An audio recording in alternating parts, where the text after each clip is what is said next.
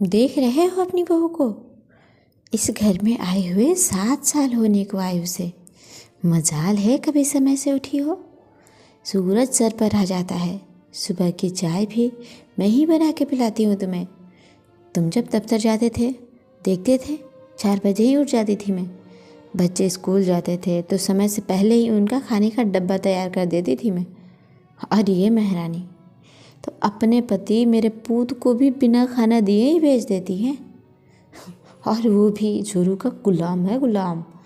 मजाल है कभी डांटा हो उसने अपनी पत्नी को। तुम होते तो मेरी खाल उतार देते। हाँ नहीं तो आजकल की बहुएं सर चढ़ गई हैं, कोई देसी पकवान नहीं बनाती, पूरे दिन फ़ोन से चिपकी रहती हैं। आज तक मेरे पाँव न दबाए इसने, चाहे इसके सामने कितने भी पैर पकड़ के रोती रहूँ मैं। एक मैं थी, तुम्हारी अम्मा के घंटों तेल मालिश करती, जब तक हाथ भर भर कर आशीर्वाद ना दे देती तब तक ना उठती थी मैं, चाहे कितने भी थकी हूँ। तुम भी तो जब नौकरी से महीनों बाद आते तो मेरे पास न आकर अम्मा बाबूजी के पास ही बैठ जाते, उनकी खैर खबर लेते। दूसरी तरफ तुम्हारा लाल अपनी जोरू के पास ही जाता है आते ही। मन तो कर रहा है मेरा कि आज देविका जी का गुस्सा 7वें आसमान पर था। भाग्यवान, अब चुप भी करो। अगर बहू ने सुन लिया ना तो तुम्हारी खैर नहीं। इतनी जोर जोर से चिल्ला रही हो, सो रहे हैं सब, आवाज़ साफ जा रही होगी। देविका जी के पति प्रणव जी बोले, तो क्या मैं किसी से डरती हूँ क्या? सास हूँ, डरना हो तो वो डरे, मैं ना डरती किससे। मेरा घर है ये। हाँ नहीं तो। माँ कितनी देर से चिल्ला रही हो आप? आज संडे है, आज तो सोने दो। मैं सोचा आप चुप हो जाओगी। आपकी रोज़ रोज़ की सुबह की महाभारत से तो हम परेशान हो गए हैं, इसलिए मैंने और उर्मिला ने फैसला किया है कि अब इस घर में नहीं रहेंगे हम। बाहर घर देख लिया है किराए पे, वहीं जा रहे हैं कल से रहना आप आराम से इस बड़े से घर में। पापा आपको चलना हो तो चल सकते हैं, आपको सफाई देने की ज़रूरत महसूस नहीं होती मुझे माँ। अब चिल्लाना मत माँ। मुन्नी को रात से बुखार है, रात को उल्टी कर थोड़ी देर पहले ही सोई है। बेटा राजन और बहू देविका जी के सामने खड़े थे।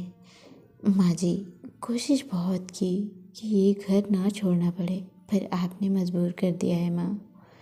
ये कदम उठाने पे बहू उर्मिला सुबक रही थी।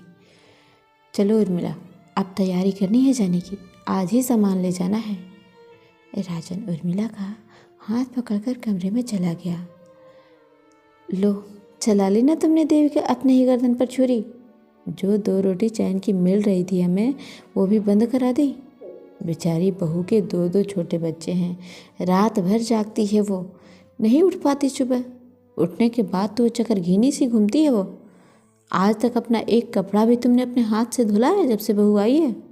एक कप चाय क्या अपने हाथ से बना लेती तो सुबह? पूरे दिन वह गाती रहती हो। राजन समझता है बहू को, वो भी जानता है उर्मिला अपनी जगह सही है। उसके ऑफिस में कैंटीन है, खाना खा लेता है वहाँ, तो क्या बुराई है। समय के साथ तुम नहीं बदली देविका। मैं तो सोच रहा मैं भी। प्रणव जी पत्नी से बोले जा रहे थे, तो क्या आप भी मुझे छोड़ के बहू बेटे के साथ चले जाओगे? देविका जी की आंखों में आंसू भरे थे। नहीं, सोचा तो था, पर पत्नी का साथ देना पति का धर्म है। इस हाल में तुम्हें बुढ़ापे में छोड़कर नहीं जा सकता। जी मैं बहू से माफ़ी मांग लूँगी, उन्हें कहीं नहीं जाने दूँगी। कैसे रहूँगी अपने बच्चों के बिना? पहले ही समझा देते मुझे आप तो ये बात। दरवाजे के पीछे खड़े बहू बेटी देविका जी से आकर चिपक गए।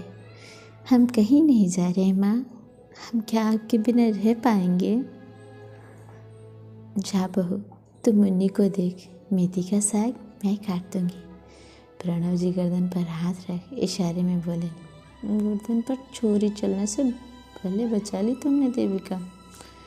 सो फ्रेंड्स, आपको ये छोटी सी कहानी कैसी लगी? हमें कमेंट करके ज़रूर बताएं। मिलते हैं ऐसी ही किसी दूसरी कहानी में। तब तक के लिए नमस्कार, प्रणाम। अपना ख्याल रखिए, अपनों का ख्याल रखें। Bye bye.